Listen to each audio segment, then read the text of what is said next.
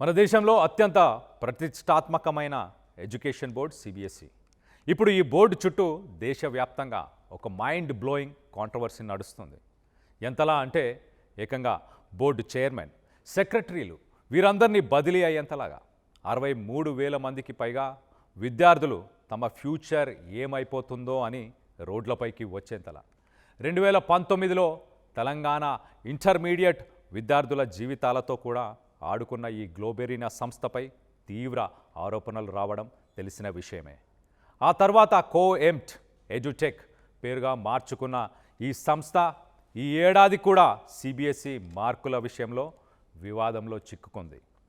అసలు ఈ వివాదానికి మూల కారణం ఏంటి?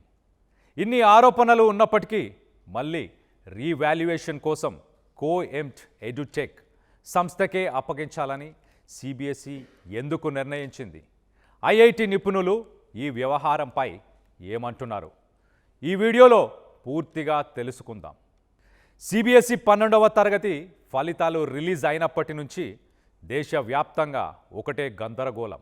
ఎప్పుడు లేనంతగా ఈ ఇయర్ పాస్ పర్సంటేజ్ పడిపోగా ఎంతో టాలెంటెడ్, బాగా చదివే స్టూడెంట్స్కి కూడా సింగిల్ డిజిట్ మార్కులు రావడం అందరికీ బిగ్ షాక్ ఇచ్చింది. ముఖ్యంగా కెమిస్ట్రీ, ఫిజిక్స్ సబ్జెక్టుల్లో దాదాపు 65% ఫిర్యాదులు వచ్చాయి. దీనికి ప్రధాన కారణం ఈ ఏడాది సిబిఎస్ఈ ప్రవేశపెట్టిన కొత్త డిజిటల్ విధానం. దీనినే ఓఎస్ఎం అంటే ఆన్ స్క్రీన్ మార్కింగ్ అంటారు. స్టూడెంట్స్ రాసిన ఫిజికల్ ఆన్సర్స్ షీట్స్ని స్కాన్ చేసి కంప్యూటర్ స్క్రీన్లపై ఉపాధ్యాయులతో దిద్దించే బాధ్యతను బోర్డు ఒక ప్రైవేట్ సంస్థకి అప్పగించింది. ఆ సంస్థే కోఎంట్ ఎడ్యుటెక్. కానీ ఈ డిజిటల్ సిస్టమ్ ఘోరంగా ఫెయిల్ అయింది.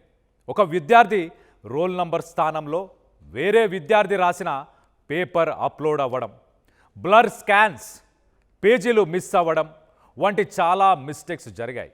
దీంతో విద్యార్థులు, పేరెంట్స్ నుంచి తీవ్ర నిరసనలు వ్యక్తమయ్యాయి. ఇక్కడే అసలైన ట్విస్ట్ ఉంది. ఈ పనులన్నిటినీ చేసిన కోఎంట్ ఎడ్యుటెక్ బ్యాక్గ్రౌండ్ ఏంటో తెలుసా?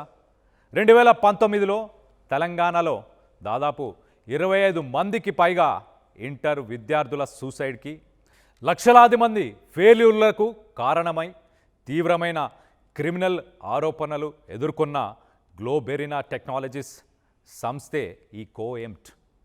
తెలంగాణ వివాదం తర్వాత మార్కెట్లో బద్నామైన గ్లోబెరీనా తన పేరుని కోఎంట్ ఎడ్యుటెక్గా మార్చుకుని రీబ్రాండింగ్ చేసుకుంది. ఆంధ్రప్రదేశ్లోని జేఎన్‌టూ కాకినాడకు 26 కోట్ల రూపాయల నష్టం చేకూర్చిందనే క్రిమినల్ కేసు కూడా ఈ సంస్థపై పెండింగ్లో ఉంది. ఈ కేసు విషయాలను దాచిపెట్టినందుకు కేరళలోని కన్నూర్ యూనివర్సిటీ ఈ ఏడాది ఫిబ్రవరిలోనే ఈ సంస్థను బ్లాక్ లిస్ట్లో పెట్టింది. తమ టెండర్ల నుంచి డిస్క్వాలిఫై కూడా చేసింది. కానీ విచిత్రం ఏంటంటే ఒక చిన్న యూనివర్సిటీ గుర్తించిన నిజాన్ని దేశంలోనే అతిపెద్ద బోర్డైన సిబిఎస్ఈ గుర్తించలేకపోయింది. ప్రముఖ ఐటీ దిగ్గజం టీసీఎస్ కంటే ఈ కోఎంట్ సంస్థ తక్కువ ధర కోట్ చేసిందనే ఒకే ఒక కారణంతో ఈ భారీ కాంట్రాక్ట్ను కట్టబెట్టారు.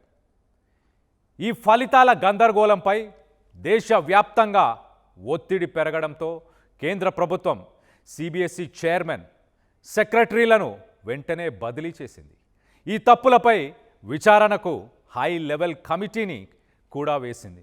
అయితే ప్రస్తుతం విద్యార్థులు భారీ సంఖ్యలో రీవాల్యుయేషన్ కోసం అప్లై చేసుకుంటున్నారు. జూన్ 4వ తేదీ వరకు ఉన్న గణాంకాల ప్రకారం రీవాల్యుయేషన్ కోసం 63,119 మంది, మార్కుల రీవెరిఫికేషన్ కోసం 7,314 మంది విద్యార్థులు అప్లై చేసుకున్నారు. ఇలాంటి గందరగోళ పరిస్థితుల్లో సిబిఎస్ఈ బోర్డు ఒక షాకింగ్ నిర్ణయం తీసుకుంది. ఇంత కాంట్రవర్సీ అయినా, ఇన్ని తప్పులు చేసిన అదే కంపెనీ కోఎంట్ ఎడ్యుటెక్ సంస్థను రీవాల్యుయేషన్ ప్రాసెస్ కోసం కూడా కంటిన్యూ చేయాలని డిసైడ్ అయింది. ఈ నిర్ణయంపై విద్యార్థుల్లో తీవ్ర అభ్యంతరాలు వ్యక్తమవుతున్నాయి. కానీ సిబిఎస్ఈ పోర్టల్లో సెక్యూరిటీ ఆడిట్ నిర్వహిస్తున్న ప్రముఖ ఐఐటికి చెందిన సీనియర్ అధికారి ఈ నిర్ణయాన్ని సమర్థించడం చూస్తుంటే ఆశ్చర్యం వేస్తుంది. మరి ఇంత పెద్ద వివాదం నడుస్తున్నా ఆ ఐఐటి అధికారి కోఎంట్ సంస్థను ఎందుకు సపోర్ట్ చేశారో తెలుసా?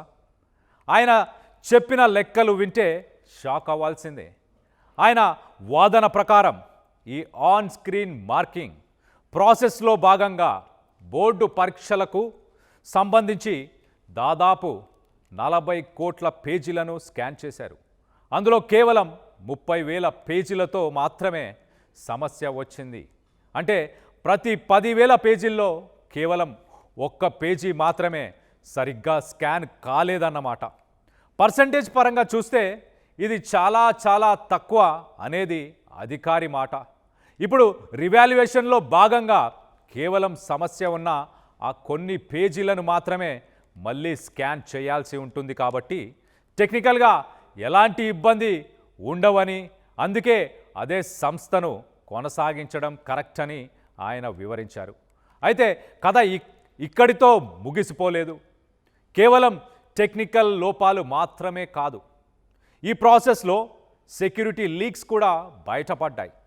ఈ సంస్థ రూల్స్ను బ్రేక్ చేసి ఎగ్జామినేషన్ సెంటర్లలో ఫోన్లతో ఆన్సర్ షీట్లను ఫోటోలు తీసిందనే ఆరోపణలు వచ్చాయి. అంతేకాదు ఒక స్టూడెంట్ హ్యాకర్ ఈ సిస్టంలోకి ఈజీగా ఎంట్రీ ఇచ్చి ఎగ్జామినర్స్ ఐడీలను, స్టూడెంట్స్ పర్సనల్ డేటాను సులభంగా యాక్సెస్ చేయవచ్చని నిరూపించి షాక్ ఇచ్చాడు. దీంతో అలర్ట్ అయిన సిబిఎస్ఈ బోర్డు రీవాల్యుయేషన్ కోసం ఒక ప్రత్యేకమైన సెక్యూర్ పోర్టల్ని తీసుకువచ్చింది. అయితే ఈ పోర్టల్పై సైబర్ అటాక్స్ జరిగే అవకాశం ఉందనే ఇంటెలిజెన్స్ హెచ్చరికల నేపథ్యంలో దీనిపై సమీక్ష నిర్వహించి ఒక కీలక చర్య చేపట్టింది. అదేంటంటే విద్యార్థుల ఓఎస్ఎం డేటా మొత్తాన్ని కోఎంట్ సంస్థకు చెందిన ప్రైవేట్ సర్వర్ల నుంచి సిబిఎస్ఈ తన సొంత క్లౌడ్ సర్వర్లలోకి సక్సెస్ఫుల్గా బదిలీ చేసుకుంది. ప్రస్తుతం ఈ సైబర్ సెక్యూరిటీ వ్యవహారాలను, డేటా ప్రొటెక్షన్ సిస్టమ్ను చూసుకునే బాధ్యతను ఐఐటి కాన్పూర్, ఐఐటి మద్రాస్ నిపుణులకు అప్పగించింది. చూశారుగా, ఈ ప్రైవేటు సంస్థ చేసిన నిర్లక్ష్యం వల్ల ఈరోజు లక్షలాది మంది విద్యార్థులు, తల్లిదండ్రులు మానసిక క్షోభను అనుభవిస్తున్నారు. ఐఐటి అధికారులు చెప్తున్న 10,000ల్లో 1 పేజీ అనే లెక్క మ్యాథమెటికల్గా కరెక్ట్ కావచ్చు, కానీ 1 పేజీ వెనుక ఒక విద్యార్థి భవిష్యత్తు, వారి జీవితకాలం కష్టం దాగి ఉంటుందనే విషయాన్ని సిబిఎస్ఈ బోర్డు మర్చిపోకూడదు. ప్రస్తుతానికి ఈ డేటా మొత్తం ఐఐటి కాన్పూర్, ఐఐటి మద్రాస్ నిపుణుల పర్యవేక్షణలో భద్రంగా ఉంది. కాబట్టి రీవాల్యుయేషన్లో విద్యార్థులకు ఎలాంటి అన్యాయం జరగదని, పారదర్శకంగా ఫలితాలు వస్తాయని ఆశిద్దాం. మరి ఈ సిబిఎస్ఈ మార్కుల వివాదంపై మీ అభిప్రాయం ఏంటో కామెంట్ చేయండి.